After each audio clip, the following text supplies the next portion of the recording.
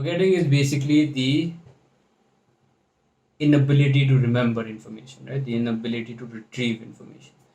It can be caused when there is a deficiency in terms of encoding information. So when the new information is coming in, if it is not encoded clearly, if it's not encoded properly, then you will obviously forget that information. It won't get stored.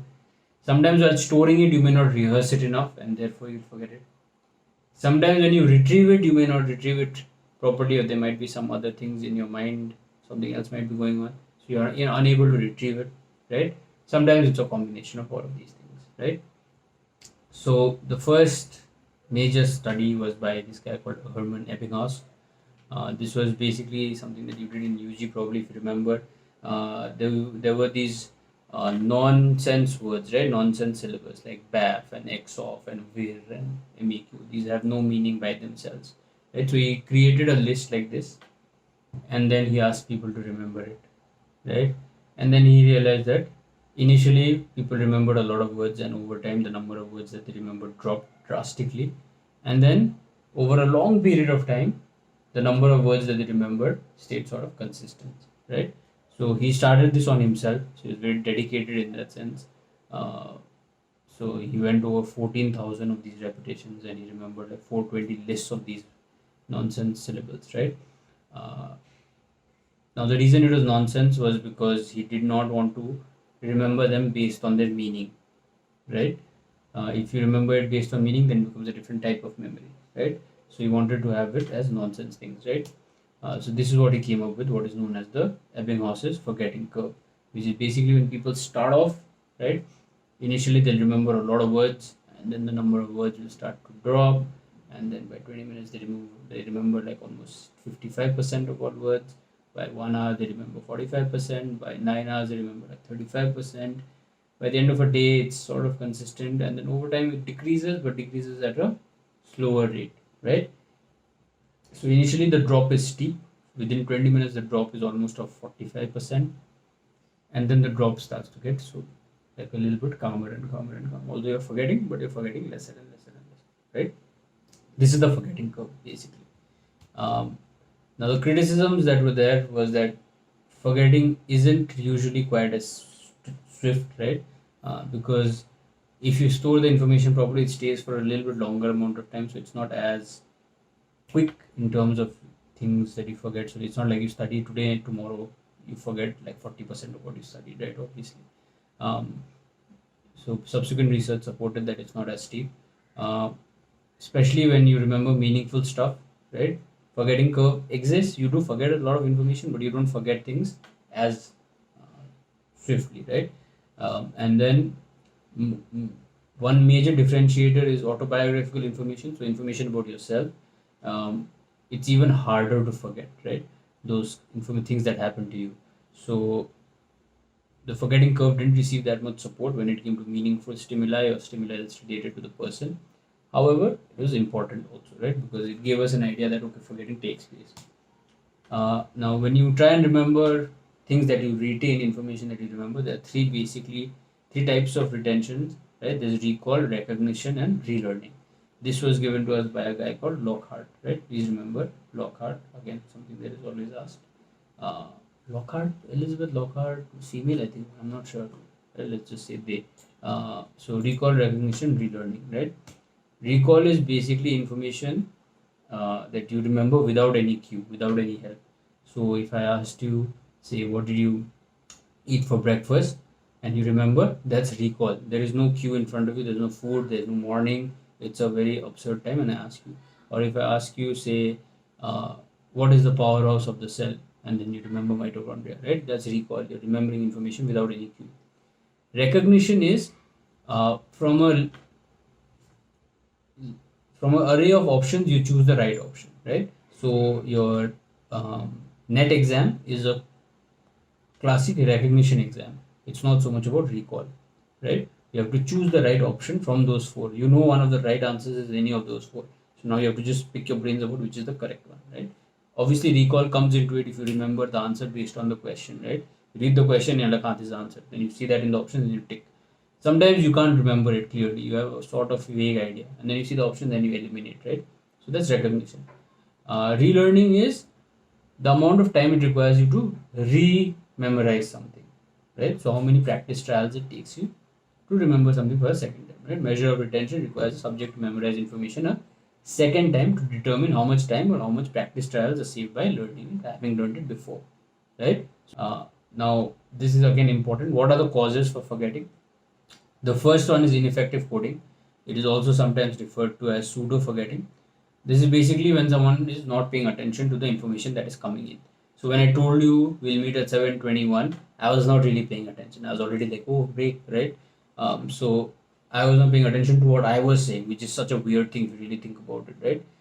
And then I went out and all that, and then I was telling myself a story saying it's 7:25, right? So that's ineffective coding. I didn't code that information well enough, so it didn't stay in my memory and I didn't remember it. So I forgot, right? The other is decay theory, right? Decay theory is that when you don't use information over time, it starts to decay. So, like the information just slowly starts to disintegrate and break down, and therefore you can't remember it, right? Then the third type is called interference, which is the favorite question of net. Interference theory is that you forget information because other material is also trying to come into your conscious experience, right? So, because you get distracted and there's so many things going on, you may not be able to remember something, right? Now, interference can be of two types: retroactive interference, proactive interference. Again, favorite question. Okay, this is that 99% this question will come. Retroactive interference occurs when new information impairs the retention of previously learned information. Okay, so retroactive interference is basically old information is affected by new information. So retroactive information is affected by new information, right? New information impairs the retention of old learned information. So if you remember, retroactive meaning old information is harmed by what? New information. Easily you'll understand, right? But if you think of it as retroactive interference, then you're like, oh, old thing is messing with new thing, you'll get confused. Just think, look at the word retroactive. Retroactive meaning old information is being affected. What is being affected? How is it being affected? By new information, right? Then the second type of interference is proactive interference. This is where old information impairs you to learn new information, right? So that's proactive interference. So proactive meaning new. So new information I can't learn. Why? Because old information is bothering me, right? So if you want an example of this, say you write a certain way, right? You write this way. Suppose this is the way you write, right? Now if I try and teach you to write with your middle finger, right? You won't be able to do it because the old information is still bothering you and it's still trying to tell you the right way, right? So old information is affecting your ability to learn new information. Whereas retroactive is something that takes place regularly, right? Where new information impairs the retention of old information, right? So just remember any of these, and then the exact opposite is the other one, right? Sometimes there is retrieval failure. This is basically the value of a retrievable cue depends on how well it corresponds to the memory code. So there is something called encoding specificity principle, right? This is basically you remember things better when the cues of the environment are similar to the same place that you formed that memory, right? So one of the examples given for this is if you drink and you have a set of memories or you learn something after drinking, you'll remember that information better next time you're drinking, right? Because the cues of drinking will exist, so the encoding of both of this information will be similar, right? The environment will be similar for both of these things. Therefore, you'll remember that better next time you drink, right? Now, retrieval failure in this case will take place when the retrieval cue, that is the second time you're trying to remember that information, is when you're sober, right? You may not remember the memory properly, right? So that's retrieval failure and encoding specificity principle. I'll repeat it again. Encoding specificity principle is basically when you have a particular memory or when you try and remember something, whatever situation you are in, whatever environment you are in, right? If you find the same environment the next time you're trying to retain this information, you'll remember it better. One of the things that happens to me regularly, I don't know if it happens to you, sometimes I'll walk into a room and I'll be like, what was it? Then I'll walk back to where I was and then stand there for a while and then I'll remember, oh, this is what I was supposed to do. And then I can go back, right? That's encoding specificity. Basically, I go back to the original source of that thought or retrieval and then I get the cues that give me that idea again, and then I go and do the actual activity that I want to do, right? Retrieval failure is the inability to remember because the cues are not matching. When I go to the other room, there is retrieval failure. I can't remember what I was supposed to do, right? Because the cues are not matching. Um, then there is transfer appropriate processing. This is when initial processing of information is similar to the type of processing required by subsequent measure of retention. So suppose where you uh, don't look at that example. Okay, that's not even an example, right? This is basically where if there is a particular kind of information and similar type of information is presented to you after that, right? These two will interact and you'll remember both of them better, or you may retrieve both of that information better, right? So when the initial processing of information is similar to the processing required by subsequent measure of retention, right? So when you're processing the information and when you're retaining the information, if the system of the way you're processing both is similar, then you will retain it better, right? So again, it's a type of encoding specificity, but say um, again, it's the same thing as that alcohol example, right? The situation is similar, and the processing of initial processing and subsequent measure of retention are both same. Then it's easier to remember, right? Transfer appropriate processing, that is. Then this is a very interesting idea called motivated forgetting, right? This is a form of repression, basically, where someone purposefully forgets something, right? So anything that is distressing or any thought that they don't like, right? They'll sort of push it away and they'll be like, I don't remember this, right? So a person who was deeply wounded by perceived sights at a childhood birthday party might suppress all recollections of that party, right? So that's basically what motivated forgetting is, right? That just the ability to not remember stuff. Then you have amnesia. Amnesia is the inability to either remember something, that is a memory loss, or inability to form new memories, right? So that's a big issue that's not spoken about enough. But usually when we think of amnesia, we think of amnesia as being things you can't remember from the past.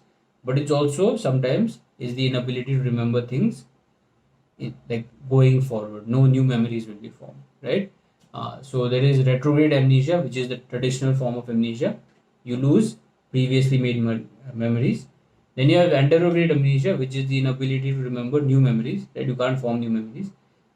Sometimes anterograde amnesia also works in recent memories, right? So retrograde is really in the past. Anterograde can be forming of new memories as well as memories of the recent past before whatever happened to the person when they got anterograde amnesia, even then, right? Then you have transient global amnesia. This is something we don't know very well about. We don't have much information about it, right? TGA. But this is basically where they'll have like a sudden outburst of just a lot of confusion, agitation. They will not remember where they are. They won't know who is around, right? And it can go on for hours. Usually, before this happens, before all this confusion, agitation happens, like an hour before or 2 hours before, they'll start showing signs of memory loss, right? So the other person can sort of be aware that a transient global amnesia cases might be getting elicited, right? But it's basically a lot of confusion, agitation about what's going on. It goes on and on and on, and several hours, and then suddenly they'll regain their memory, right? So it's a very weird space. Then you have infantile amnesia, which everyone goes through, that you can't remember stuff that happens to you early in life, right? 2 to 3 years age. We still don't understand why that happens, though. One of the things is to do with the brain, but we still don't really understand why infantile amnesia takes place.